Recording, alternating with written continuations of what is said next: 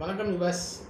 நீங்கள் டாபிக் என்னென்னா, ஒருத்தர் வந்து பார்த்தீங்கன்னா சினிமாலே நடித்து 69 படங்கள் நடித்து அப்புறம் வந்து பார்த்தீங்கன்னா அரசியலுக்கு வந்து நிறைய கஷ்டத்தை அனுபவிச்சு இன்று முதலமைச்சர் ஆயிருக்காரு. அவர் பேர் வந்து பார்த்தீங்கன்னா சிஎம் ஜோசப் விஜய் என்னும் நான்.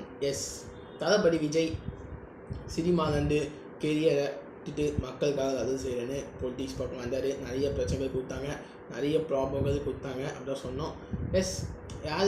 யாரும் உங்களுக்கு தான் தெரியும், நான் சொல்ல விரும்ப அவசியமே இல்லை. ஸோ அவ்வளோ பிரச்சனைகள் கொடுத்தாங்க. குறிப்பாக கரு சம்பவம் என்ன நடந்துச்சு உங்களுக்கு தெரியும், 41 பேர் இறந்து போனாங்க. ஸோ அப்படிப்பட்ட ஒரு சூழ்நிலையில் தளபதி விஜய் ஒரு முதலமைச்சர் ஆயிக்கார் அப்படின்னு சொன்னோம். தமிழ்நாட்டின் ஒரு மிக முதலமைச்சர் தளபதி ஆயிக்கார் அப்படின்னு சொன்னோம்.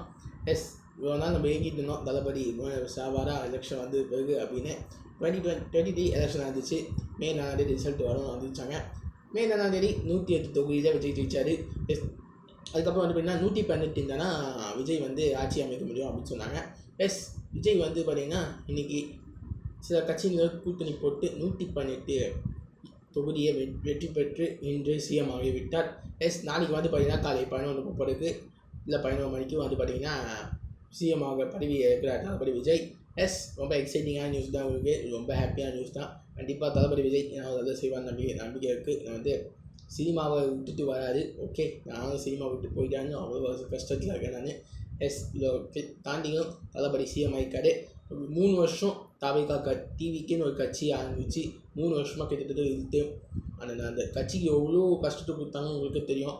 ஸோ அது மீறி இன்றைக்கி தளபதி முதலமைச்சர் ஆகிக்காரு. கங்க்ராச்சுலேஷன்ஸ் தளபதி தலைவா. கண்டிப்பாக ஏதாவது செய்வோம் நம்பிக்கை எவ்வளோ இருக்கும். எல்லாரும் அவ்வளோதான் நினைப்பாங்க. கண்டிப்பாக இந்த தளபதி விஜயை நம்ம தமிழ்நாட்டை காப்பாற்றி அதில் ஒரு சுச்சுவேஷன் கொண்டு வருவார். இனி முதலமைச்சர் மட்டும் இல்லை, இனி நிரந்தர முதலமைச்சர் தளபதி விஜய் மட்டும்தான். அந்த மாற்றம் கருத்து கிடையாது. ஓகே மக்களே, ஃபஸ்ட் டைம் நான் பொலிட்டிக்ஸ் பற்றி பேசுகிறேன். விஜய் இன்றைக்கி சிஎம் ஆகிகள் அதை பற்றி நான் பேசணும் அப்படின்னு சொல்லிட்டு நான் பேசினேன்.